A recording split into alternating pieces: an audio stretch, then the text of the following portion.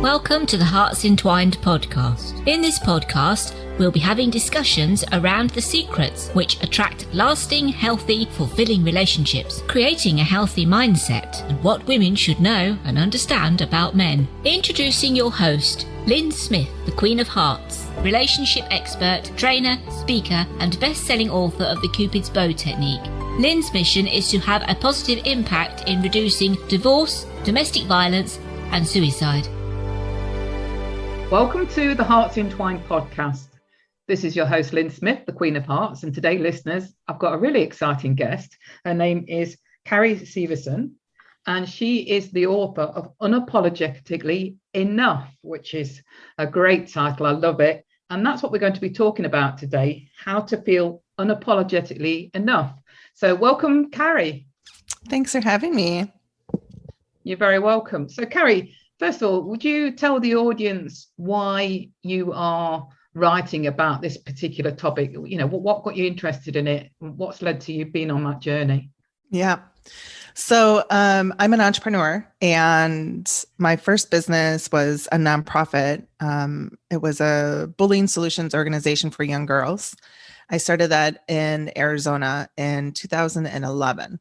And at the time, girl on girl bullying was a national topic.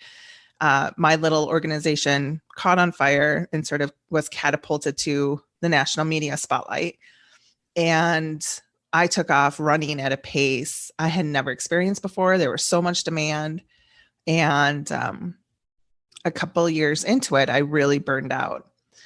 And when I went through burnout recovery of really sort of unpacking all of the emotions I was ignoring, all of the weight I put on, all the stress, all of the, turmoil and trauma I had been through from working 18 hours a day. And I went through my journals, and I caught wind of a number of words that I used all the time. And the word enough was all over my journals. I say that I threw it around like confetti, and I had a negative connotation with it. I associated it to lack. I didn't have enough. I wasn't enough. It wasn't enough money. I didn't have enough time. It wasn't a big enough donation. And the word enough for me this was like 2013, 2014, I really felt like it was a trigger word for me. And so I claimed it as something I wasn't going to ever use again. I put like a Band-Aid on it. I literally deleted it from my vocabulary.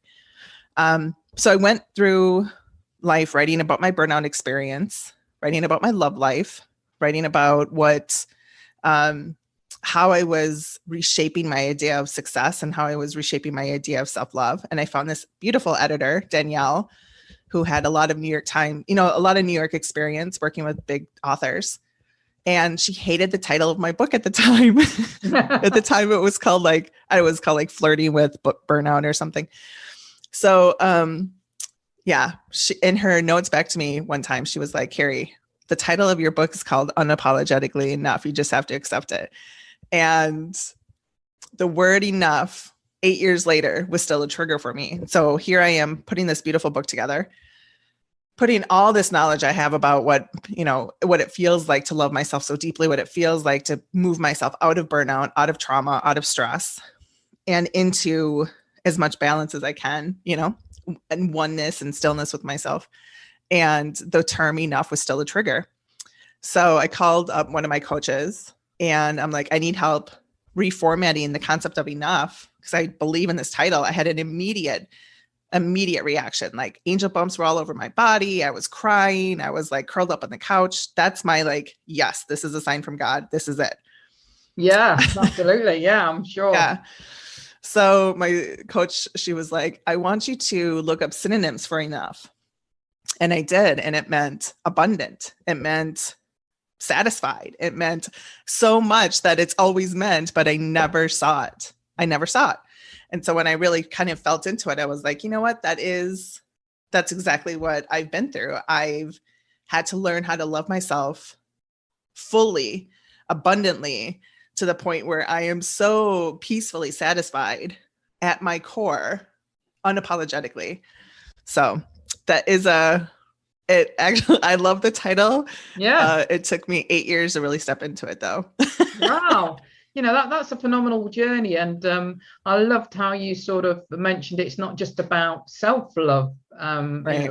the word enough, there was a lack mentality about other things going on in your life, and not having enough, whether that was money, income, or health, or whatever challenge that might be. So yeah, I'm glad you mentioned those things, because I'm sure the audience can probably relate to probably a lot of what you mentioned there. Yeah, we're constantly struggling with ourselves on our time restrictions, especially I'm a stepmom and I'm an entrepreneur and I'm launching a book. And so there's these like blocks of time I have to put myself in order to accomplish everything I want to accomplish that day. And when I don't get to do those things, I used to have the hardest time being able to like unhook from my expectations, and really get down on myself. And now it's, there's this, I made an agreement with myself where I'm like, tomorrow's another day. I'm going to try again tomorrow. It is a big boundary for me now to allow myself the grace, to accept that not everything has to happen on my timeline. That's a huge thing for me, my timeline. And being a woman who didn't get married until her 40s, looking back at who I was in my 30s, craving partnership and craving romance. Same thing in my 20s. That has been, I think, the biggest sort of healing aspect that's happened for me, is accepting the fact that there was a huge difference in looking at the lack of it being in my life versus looking at the miracle of it coming into my life. Yeah, I love the reframe around enough being around abundance, and having, more than rather than, previously being around lack. And I think we can do that with a lot of words. For example, I think for me, a constant thing that comes up with my clients is the that fear of rejection. And I said, well, how about if we reframe the word rejection and look at it as being, somebody giving you the heads up that this relationship isn't going to be the right one for you, and it's releasing you now to find the one that is, so rather than feel rejected, feel grateful that they've actually given you that release and that freedom now to attract the person that is going to be the right person for you. Yep. There was I went on this date once. I was 37. I'm a writer at heart. I mean, I've always been a writer, and I've written for national media outlets for a long time. And I went on this really bad date. He at one point asked me why, and this is something I got a lot in my 30s. Why haven't you been married, and why don't you have kids? And I could have laminated an answer and just sort of like kept it in my back pocket and handed it out. Read this. Let me know when you're done. We'll continue. I got it all the time. And so I gave him my mission statement. I ran after my career in my 20s. I wanted to create something first. Now I'm ready to, pursue a relationship. And he was like, it's too bad you missed your opportunity to get married and have kids. And he said that. Ouch. And it yeah. So talk about rejection. I mean, I'm literally sitting at this dinner table with him, and it hung. I remember this so clearly. The word sort of hung in front of me, almost like a fog. I'm incredibly intuitive and spiritual. And so when moments like that happen, and they've happened before, I recognize them as a profound moment in my life. Something is going to happen here. So I excused myself, grabbed my purse, immediately left his home, and didn't let that statement that was hanging in front of me penetrate me. It was almost as if I had this split second to make a decision of that's not my story, that's your story. So I left. And before I went to bed, I turned to one of my writing groups I'm in. And I was like, hey, ladies, listen to this. This is what happened. And at the very bottom of it, before I realized it was coming out of my mouth or through my fingers, I was like, I'm going to write about this someday. Period. Post. Went to bed. And I woke up the next morning to 400 comments from women around the world talking about how they had been through similar experiences. And as a writer and a magazine junkie growing up in the journalism industry, I would read mastheads of magazines. I knew names. I knew who was working where when they moved magazines. And in one of the comments was the name of an editor for a national women's outlet, Redbook. And she's like, Carrie, I want to help you turn this into an essay. Give me a call. So it took a bad date, a profound rejection, me having the courage to stand up and reject his rejection and being vocal about it for me to land in a women's national magazine that was read by like 3 million women. Wow. And yeah, the response from that is really how I got the courage to finally add in the element of like self-love and my dating journey, my love journey into this book that is finally coming into the world this year. So yeah, rejection is a weird thing, but the reframe of it is so powerful. Absolutely. The most magical things can happen. Absolutely it is. And we can do that around all sorts of words. Like you said, you did it around the word enough. And, I certainly educate women to, reframe the word rejection and not perceive it as rejection, but just perceive it as feedback, that's releasing you to now be free to find somebody that is going to be the one. Yeah. So, there's always an upside. I think, there's always what I call from the stressing, there's a blessing. And we can't normally see it in the moment, but usually when we look back in hindsight, we can't we? Yeah, absolutely. I can recognize that in every major. I'm a COVID bride and my wedding was shut down 31 days beforehand. And we had 5 different dates and it just kept on getting postponed and postponed and postponed. So finally, after like the 3rd date, I turned to who's now my husband. We were living together. We were in COVID together, pandemic. He's high risk. And so I was the lady that was like washing the cans, I looked at him and I was like, I'm not willing to do this with you unmarried anymore. And he was like, okay, let's go to Vegas. And I'm like, honey, Vegas is shut down. So I found a cabin in the middle of nowhere. And I'm like, I'm going to ask a relative that lives close by to drive down.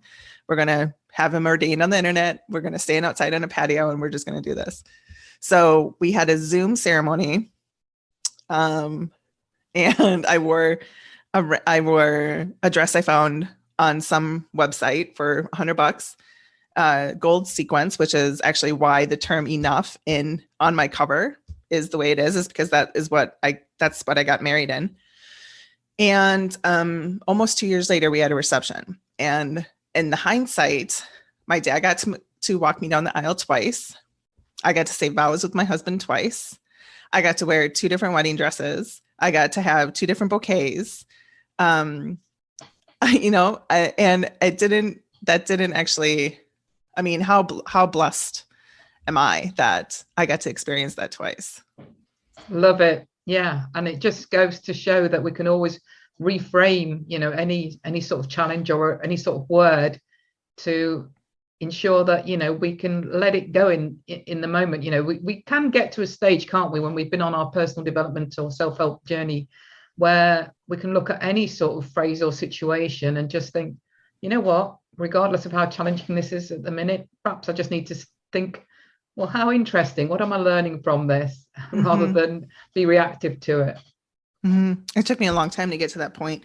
I kind of feel like that's what my definition of unapologetically enough is. And I have a feeling it'll be different for everybody.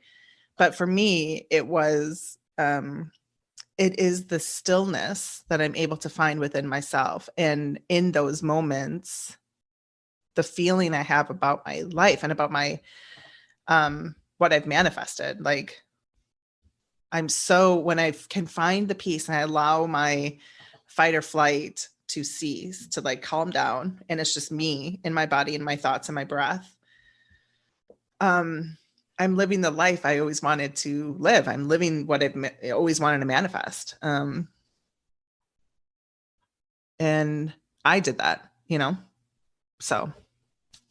What would you say, Carrie, to the listeners that are tuning in and that can relate to, probably having that word enough mean something that's been lacking in the past? How did that, in terms of I suppose, actions that people can take, what would be the first actions that you could give them as an exercise to sort of change things for them? Well, so for me, after that bad date, I made a deal with myself, and I was like, if I don't, I moved out of fear, and I said, by the time I'm 38, so I only gave myself a year. If I don't meet the man I'm going to marry and have kids with, I will go through IVF and I'll preserve my fertility. I did that. I did IVF twice, and it landed me bedridden and super, super sick, and it didn't work.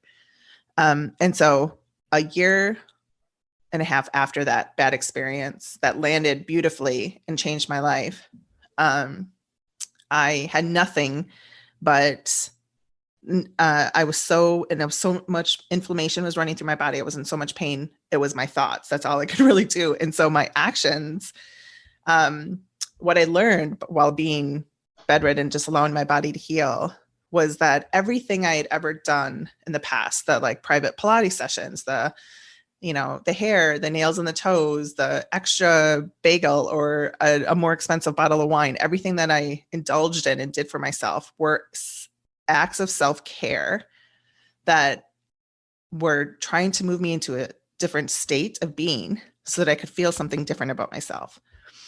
And it worked. I always was able to alter some sort of state.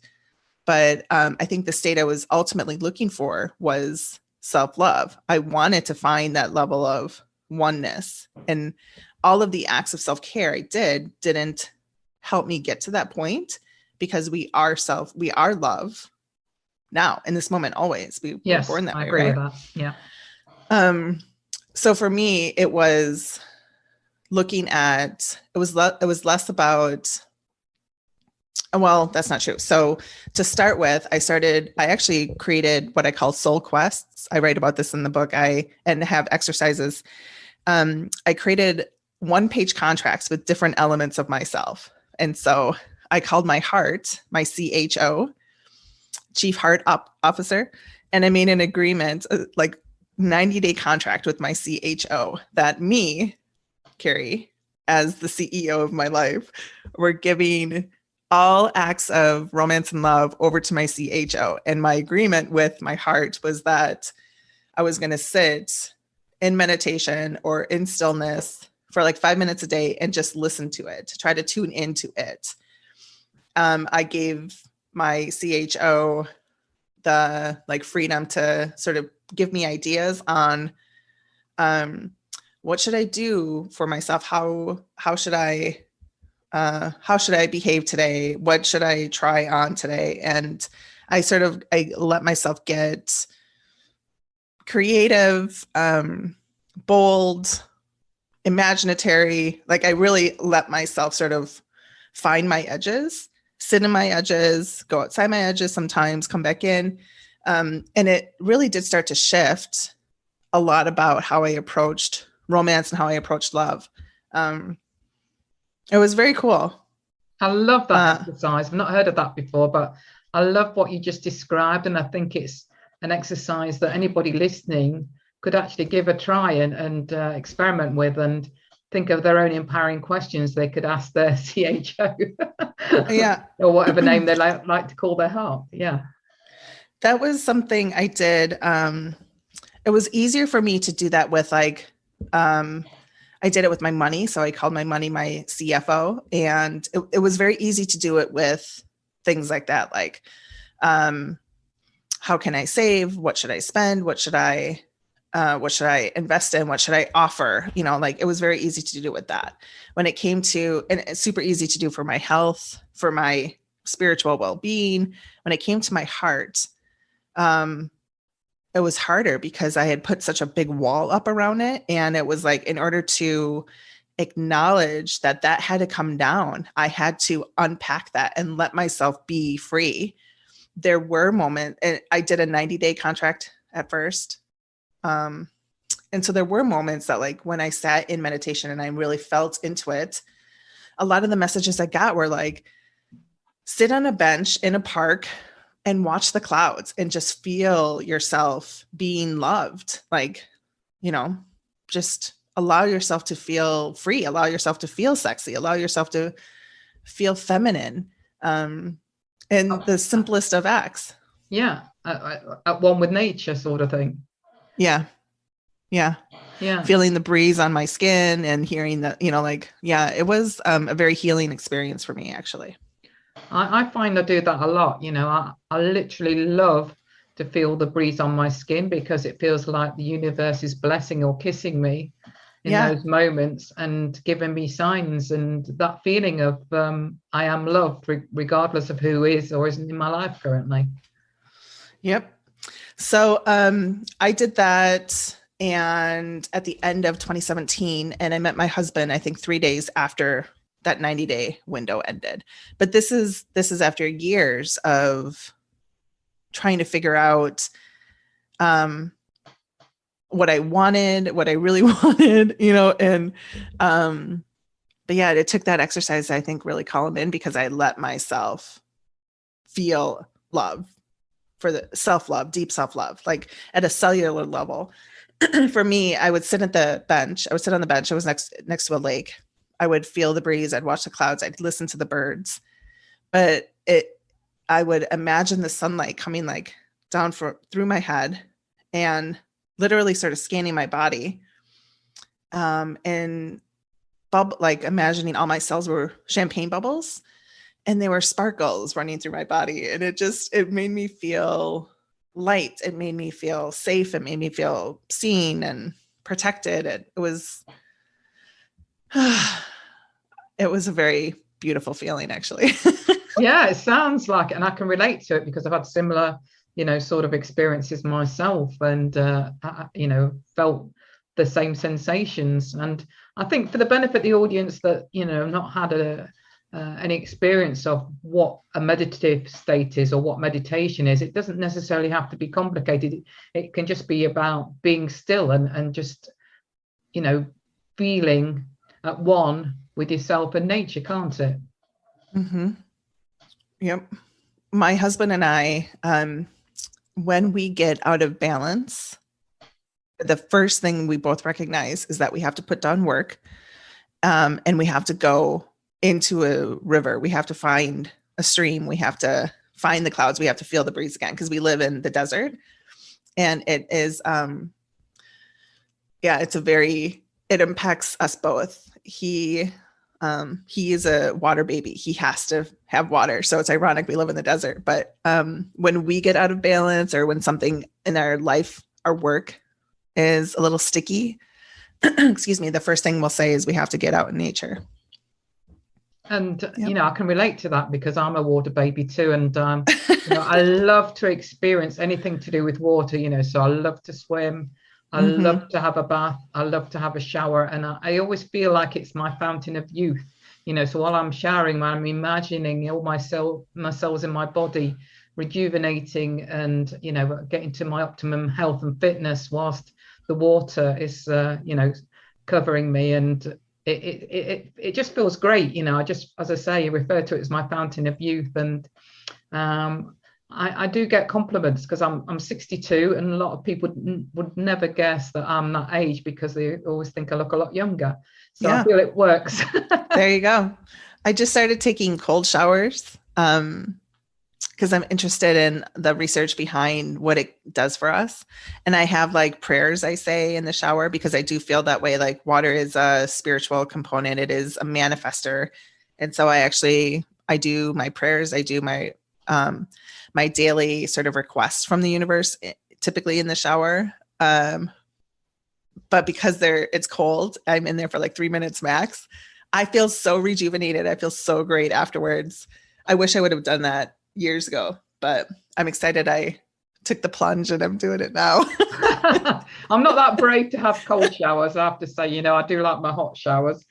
Even though I'm living in a hot country, I live in Spain. So although I'm from the UK, I live in Spain. So, I still have hot showers. But, when it comes to going in the pool, then, they're outdoor pools, and I don't mind getting into a pool that's sort of a little bit on the cold side. So when it comes to swimming, I'm not so bad. But certainly from a shower point of view, unless the hot water system's not working for any reason, I don't like to stay in a cold shower. I have to put my hand up and say that. Yeah. Anyway, Carrie, any other wise words of wisdom around, being unapologetically enough that you'd like to share before we close the episode? Yeah. So, I think unapologetically enough is something that is like a daily commitment for me. It's not like I got to this point and then my life is perfect. Like it's a daily goal of mine to accept myself, see myself, witness myself, claim this, be this. And it really does start with the internal feeling, like the moment my eyes pop up. Before I go to what time is it? Did so-and-so email me back? I have to, and it's so easy for me to get there quickly because, I'm promoting a book and I do run a business. I make an agreement with myself. I'm going to give myself just 30 seconds to just sit here and be so proud of who I am and love myself first before I wake up and go about my day. It is a daily thing. And, sometimes I'm still great at it. Other days I'm like, we're going to try better tomorrow. Yeah. But it is something that I'm grateful for the journey. And it was a hard journey. I'm so grateful for the lessons learned there.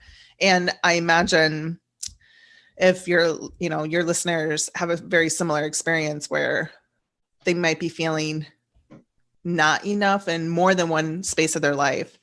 And that it does require a little elbow grease. It does require some time and some grace, the willingness to feel the things that we've ignored for so long. And that does cause a little sticky point pain. So it's great that they have you, there to sort of support them through that. But Dolly Parton says, if you want the rainbow, you got to put up with the rain. Yeah, and absolutely. So, there's always a rainbow on the other side of it. And I agree with that. And you know what? And like you just mentioned, sometimes we do make mistakes and we have good intentions and we don't always get it right every time. And we do have to say to ourselves sometimes, well, I'll do better tomorrow because today hasn't been a great day at doing, what I needed to do to be my best version of myself. But, don't beat yourself up about that. We all go through that on our journey to hopefully for us all being better versions of ourselves, don't we? Absolutely. So, Carrie, what would be your best contact information for any listeners that would like to reach out and get in touch with you? My website is unapologeticallyenough.com. Come on over, say hi. Excellent. And that's an easy website to remember. Unapologetically Enough. I love it. So thank you so much, Carrie. It's been a really great conversation. I've really enjoyed it. And I'm sure the listeners have got some great takeaways from this. Oh, good. Thanks for having me. So it just leaves me to say, true love starts with opening our hearts. And until next time, goodbye for now. Thanks for listening to the Hearts Entwined podcast. You can follow Lyn via the Facebook group Two Hearts Entwined, or search Lyn Smith, inspirational speaker, at LinkedIn, or email lyn@hearts-entwined.com. That's LYN@hearts-entwined.com. Remember, true love starts with opening our hearts.